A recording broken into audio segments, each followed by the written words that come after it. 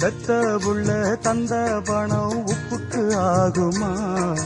தாய்ப்பாலுக்கு கணக்கு போட்டா தாலி மிஞ்சுமா?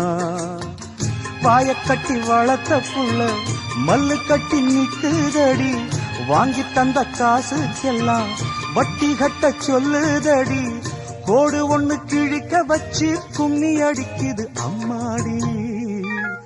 சம்சாரம் அது மின்சாரம், சம்சாரம் அது மின்சாரம்.